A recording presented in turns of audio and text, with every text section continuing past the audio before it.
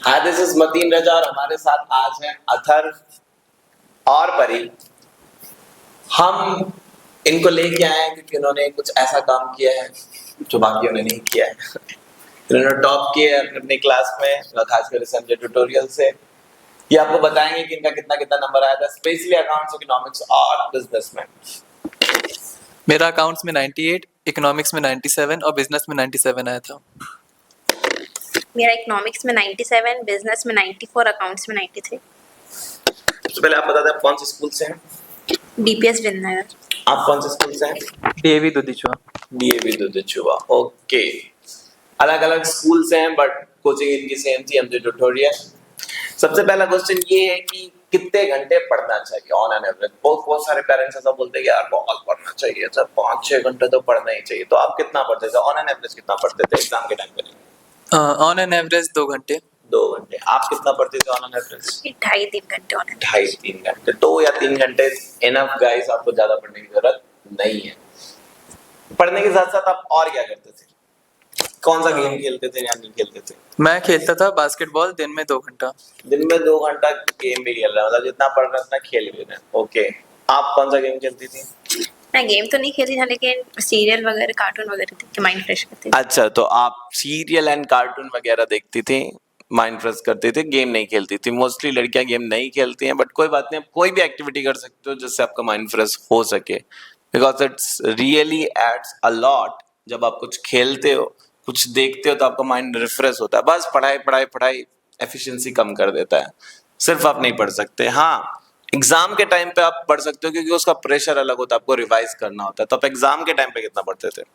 Exam के time 5 से 6 घंटा हर रोज पढ़ना होता। 5 से 6 घंटा। जब एग्जाम नियर आ जाए, आपका 1 महीना हो जाए, मतलब फरवरी आ चुकी है, आप कितना पढ़ती थी? 6 से 7 घंटा। 6 से 7 घंटा ऑन एन एवरेज आपको एग्जाम के टाइम पे अपना पूरा देना पड़ता है। हर समय आपको इतना ज्यादा करने की जरूरत नहीं है। इसके बाद हमारा ये क्वेश्चन है कि ऐसा होता है क्या दोस्त बना लेने से पढ़ाई कम होती है? दोस्त बनाने चाहिए कि नहीं बनाने चाहिए? सोशल बिहेवियर कैसा होना चाहिए? रिलेटिव्स के साथ जाना चाहिए शादियों में, ये वो, मतलब कुछ लोग ऐसा एकदम से वो हो जाते हैं, अपने आप को बंद कर देते हैं, अंडरग्राउंड हो जाता है, नहीं मुझे किसी से नहीं मिलना, मुझे कहीं नहीं जाना, मुझे सिर्फ पढ़ाई करना है। नहीं यार, जाओ अच्छे से जाओ, शादी वगैरह हो जाओ, दोस्त अच्छे से बनाओ, वरना फिर एकदम नर्ड पर्सनैलिटी बन जाएगी। तुम नंबर ले आओगे उससे भी कोई फर्क नहीं पड़ेगा अगर तुम्हारी पर्सनैलिटी खराब हो गई तो आप जाते थे, ये सारी चीजें अटेंड करते थे? हाँ, जितने भी मेरे रिलेटिव्स में फंक्शंस हैं, दोस्त मुझे बुला रहे हैं, तो मैं हमेशा जाता था। आपका क्या विचार है इस पे?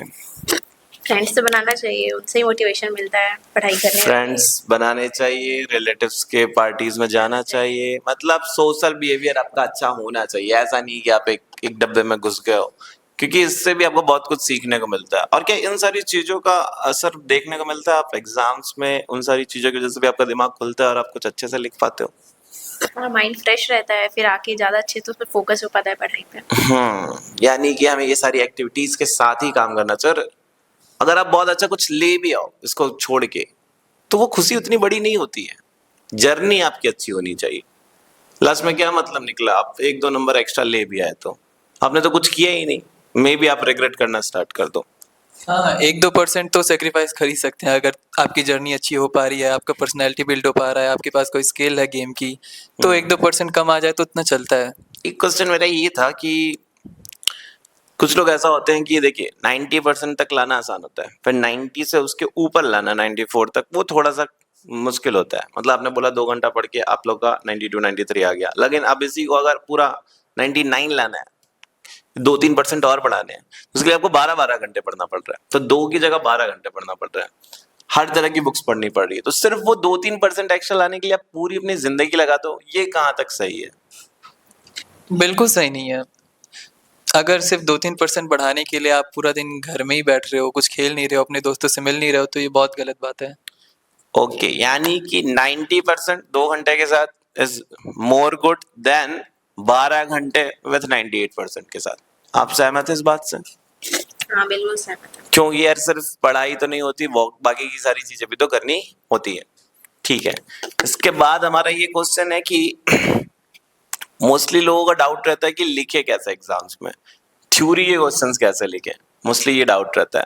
तो थ्योरी जो होती है, जैसे बिजनेस स्टडी हो गया, तो बिजनेस स्टडी में हम क्या करें कैसे लिखे, खासकर अगर 3 नंबर का क्वेश्चन है तो लोगों को लगता है ज्यादा लिखने से ज्यादा नंबर मिलेगा।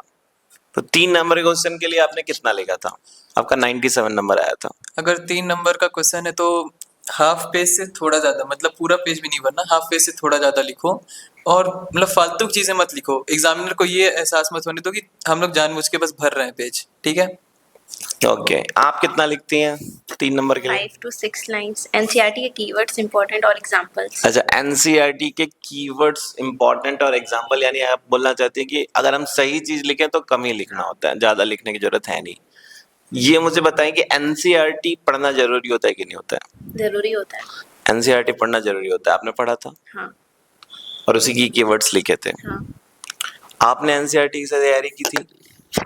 मैंने एनसीईआरटी पढ़ी नहीं थी, क्योंकि जब मैं स्टार्टिंग में पढ़ने गया तो मैंने कंपेयर किया कि मेरी जो साइड बुक है वो थोड़ी ज़्यादा वो कन्वीनियंट होती है पढ़ने के लिए बच्चों की, ज्यादा अट्रैक्टिव ईजी होती है। लैंग्वेज में होती है। हम्म तो जब मैंने कंपेयर किया कि बहुत सारी लाइंस एनसीईआरटी की तो पहले से ही लिखी हुई हैं और एक्स्ट्रा वो साइड बुक में लिखा होता है समझने के लिए, तो मेरे ख्याल से साइड बुक ज़्यादा अच्छी होती है जब एनसीईआरटी की लाइंस मिली जा रही हैं। तो बस वही है कि स्टार्टिंग में एनसीईआरटी की लाइंस होती हैं, बस उन लाइंस को पहचानो, माइंड में बैठाओ और एग्जाम में जाके स्टार्टिंग में लिख दो बस। आपके जो 2 नंबर कटे एमसीक्यू में, आप बता रहे थे अभी कि 2 नंबर आपके एमसीक्यू में कटे और 1 नंबर का आपने छोड़ दिया था, हाँ, क्या वो इसीलिए कटे क्योंकि आपने एनसीईआरटी की लाइंस नहीं पढ़ी थी?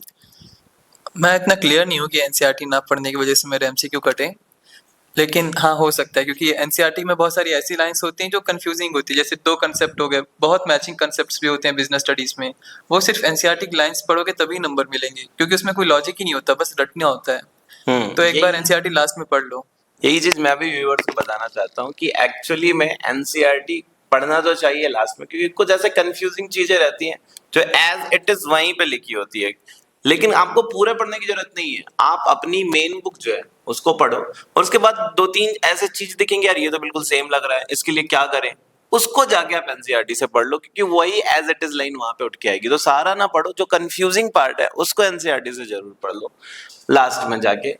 शुरू में आप एनसीईआरटी पढ़ोगे तो आपको ज्यादा समझ में आ ही नहीं पाएगा, क्योंकि एनसीईआरटी थोड़ा, उसका प्रेजेंटेशन थोड़ा सा बकवास है और अनअट्रैक्टिव है, उतने अच्छे तरीके से एक्सप्लेन नहीं किया गया जितना बाकी की साइड बुक में किया गया है। ठीक है, इसके बाद हम डिस्कस करते हैं कि इस बार अकाउंट्स का पेपर आपका 98 आया था और आपका कितना आया था? 93. 93। तो अकाउंट्स के पेपर में कैसा लिखना होता है, हमें क्या करना होता है? मोस्टली मैं ये पूछना चाहूंगा, अकाउंट्स के पेपर में टाइम छूट जाता है, क्या आपका टाइम में हो गया था पेपर? मेरा 2 घंटे 15 मिनट में पेपर खत्म था। 2 घंटे 15 मिनट में? क्या आप झूठ बोल रहे हैं? झूठ क्यों? 2 घंटे 15 मिनट में पेपर होना मतलब इम्पॉसिबल सा होता है।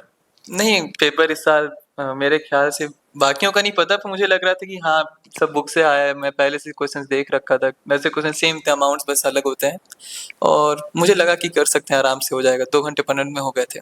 2 घंटे 15 मिनट में। आपका कितने देर में हुआ था अकाउंट्स का पेपर? मेरा 2.5 घंटे में. 2.5 घंटे में हो गया था। इट्स रियली अमेजिंग, क्योंकि आई माई सेल्फ मेरा खुद ही छूट जाता था जब मैं एग्जाम्स देता था अकाउंट्स के, या फिर एकदम लास्ट में जाके होता था। तो अगर आप प्रैक्टिस अच्छे से कर रहे हो, उसी तरह के क्वेश्चंस आपने किए हुए हैं, कई बार किए हुए हैं, तो जल्दी बनते हैं। अगर अलग क्वेश्चन आ जाता है तब आप अटकते हो।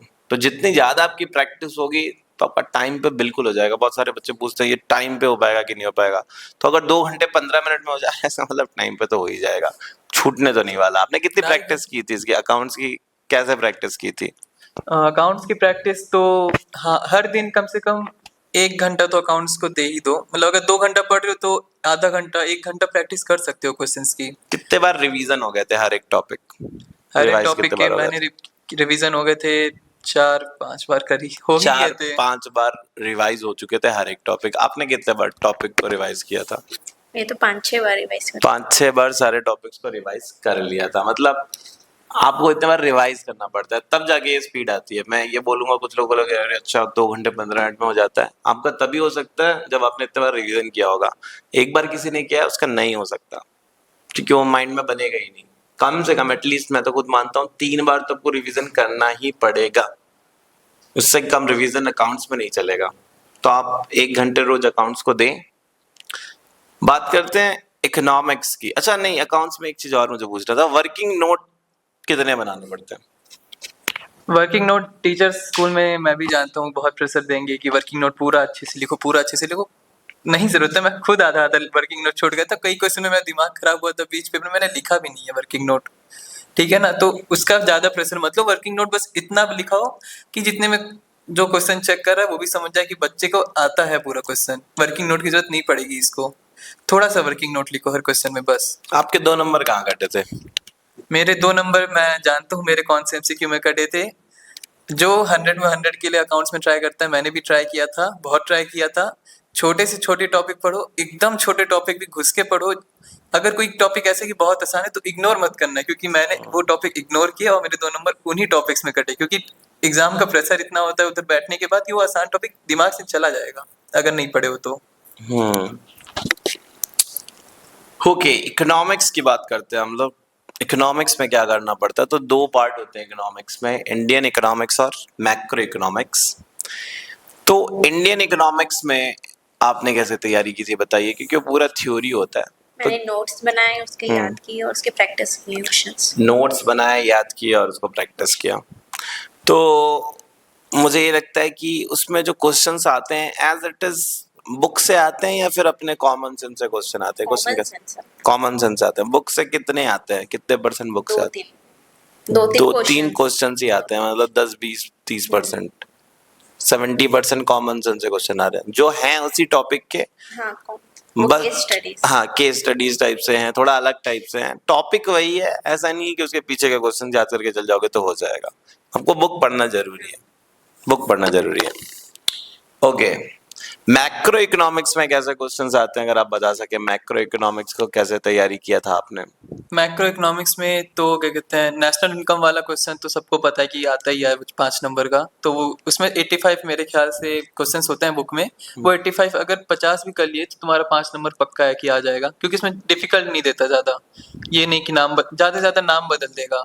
ठीक है, और मैक्रो इकोनॉमिक्स में बस अच्छे से कंसेप्ट समझ लो, रटने की जरूरत नहीं है। एक तो अच्छी बात होती है मैक्रो इकोनॉमिक्स में, कंसेप्ट समझ लो, अब हो जाएगा आपका पेपर में। सबसे आसान आप लोग को लग रहा होगा, अगर किसी को सजेस्ट करना हो यार कि कहाँ से स्टार्ट करना चाहिए, तो कौन से टॉपिक्स ऐसे हैं, कौन सा सब्जेक्ट ऐसा है जो आसान रहेगा? मतलब आप अपनी तरफ से बताइए कि आपको सबसे आसान कौन सा सब्जेक्ट लगा इन तीनों में, इकोनॉमिक्स, बिजनेस और अकाउंट्स में? मुझे सबसे आसान तो अकाउंट्स ही लगा, क्योंकि मुझे बहुत मज़ा आता था अकाउंट्स करने में। सबसे पहला सब्जेक्ट था मेरा कॉमर्स का, जब मैं 11th में आया मुझे याद है पहला दिन मैं यही पढ़ा था, अकाउंट्स ही पढ़ा था और मुझे बहुत मज़ा आया था। तो मेरे लिए सबसे आसान अकाउंट्स ही था, और उसी से स्टार्ट करो। कॉमर्स सब अकाउंट्स के अराउंड ही घूमता है, बहुत मज़ा आता है। आपका सबसे आसान और सबसे कठिन दोनों ही बता दीजिए कौन सा था? सबसे इजी तो अकाउंट्स ही लगता था अच्छा, और सबसे हार्ड इकोनॉमिक्स। याद इकोनॉमिक्स। करना पड़ता है। हार्ड आपको भी इकोनॉमिक्स लगता था? हाँ, हार्ड मुझे इकोनॉमिक्स, पूरा इकोनॉमिक्स नहीं लगता। मैक्रो इकोनॉमिक्स बहुत अच्छा लगता था। इंडियन इकोनॉमी मुझसे बिल्कुल नहीं होता था। इंडियन इकोनॉमी में ही नंबर कटे होंगे जो 3 कटे हैं। मैं तो व्यूअर्स को यही बोलना चाहूंगा, एक्चुअली में कुछ लोग को अकाउंट्स हार्ड लगता है, कुछ को इकोनॉमिक्स इजी लगता है। हार्ड और इजी तो आपका दिमाग ही बनाता है उसको। जिसमें आपने ज्यादा प्रैक्टिस की है वो आपको आसान लगेगा, क्योंकि इन लोगों ने अकाउंट्स में 5-6 बार रिवाइज किया था एंड आई एम श्योर कि इकोनॉमिक्स में उतने बार नहीं किया होगा। दैट्स वाई इनको इकोनॉमिक्स जो है वो ज्यादा कठिन लग रहा था, या पढ़ने में मजा नहीं आ रहा था, इंटरेस्टेड नहीं था, वो ज्यादा इंटरेस्टिंग सब्जेक्ट नहीं था। और मेरे हिसाब से आप जो इंटरेस्टिंग नहीं है उसको थोड़ा ज़्यादा इम्पोर्टेंस दें और ज़्यादा बार रिवाइज करें, वो इंटरेस्टिंग हो जाएगा। तो आखिरी क्वेश्चन जो था मेरा वो ये था कि हमें कौन सी बुक रेफर करनी चाहिए, और साथ ही साथ में प्रीवियस ईयर क्वेश्चंस कितने साल तक के कर लेने चाहिए, और जो बोर्ड रिलीज करता है लास्ट में सैंपल पेपर वो कितना इम्पोर्टेंट होता है। ये 3 क्वेश्चंस बारी बारी करके आप पहले बता दीजिए कौन कौन सी बुक्स आपने पढ़ी थी। चलिए हाँ ठीक है, आप भी बता दीजिए। मेरे ख्याल से बीएसटी में संदीप गर्ग अच्छी बुक है, क्योंकि उसमें एनसीईआरटी की लाइंस बहुत सारी होती हैं, मिल जाएंगी। तो संदीप गर्ग बीएसटी में तो बिजनेस स्टडी के लिए संदीप गर्ग, हमने किसी से कमीशन नहीं लिया, सब बता रहे हैं कौन सी बुक लेनी चाहिए, इन्होंने कौन सी जो हमने पढ़ी थी। ठीक है, जो हमने पढ़ी थी शायद। इकोनॉमिक्स में भी संदीप गर्ग की पढ़ी थी। संदीप गर्ग की, ठीक है। और इंडियन इकोनॉमिक्स और हाँ, सब दोनों मिला। और अकाउंट्स में SC Sharma. S C Sharma सही रहती है क्योंकि डीके गोयल भी पढ़ी है, टीएस ग्रेवाल भी पढ़ी है, एस सी शर्मा अच्छी होती है। अजय शर्मा ना ही ज्यादा डिफिकल्ट होती है ना ही ना ज्यादा ज्यादा इजी easy। होती है, ठीक ठाक रहते हैं, उसी मॉडरेट है। उसके कंसेप्ट से आ जाते हैं क्वेश्चन। आप बताइए आपने कौन कौन सी बुक पढ़ी थी? मैंने अकाउंट्स में एससी शर्मा, बिजनेस में एनसीईआरटी और इकोनॉमिक्स में संदीप का। मतलब बिजनेस में आप अगर एनसीईआरटी लेना चाहते हैं तो ले लें, बाकी अकाउंट्स और इकोनॉमिक्स में एनसीईआरटी लेने का कोई खास मतलब है ही नहीं, तो आप उसको ना ले, फालतू है। और साथ ही साथ में प्रीवियस ईयर के कितने क्वेश्चंस करने चाहिए मुझे, मतलब जब एग्जाम आ जाता है तो हम प्रीवियस ईयर के क्वेश्चन करते हैं, पहले भी कर रहे होते हैं, कितने पीछे तक आप गए थे? तो क्योंकि पीछे के पैटर्न्स चेंज हो चुके हैं, पहले कभी वो आता था 8-8 नंबर का क्वेश्चन, तो बीच बीच में पैटर्न्स चेंज होते रहते हैं, कुछ चैप्टर्स हट चुके हैं, तो अभी का जो पैटर्न है उसके हिसाब से कितने पीछे जाना चाहिए 2020 तक, 18 तक, कितना दूर तक? मैंने तो पीवाईक्यू मतलब मैंने खुद से नहीं किए थे, जो मुझे स्कूल और ट्यूशन में कराया मैंने सिर्फ वही किए थे। और मेरे ख्याल सिर्फ 1 साल पीछे जाओ, 2 साल पीछे जाओगे तो पैटर्न ही चेंज हो जा रहा है। 1 साल पीछे जाके पीवाईक्यू कर लो और जिस साल तुम पेपर दे रहे हो उस साल का जो सीबीएसई रिलीज करती है सैंपल पेपर वो कर लो, बस उतने में हो जाएगा।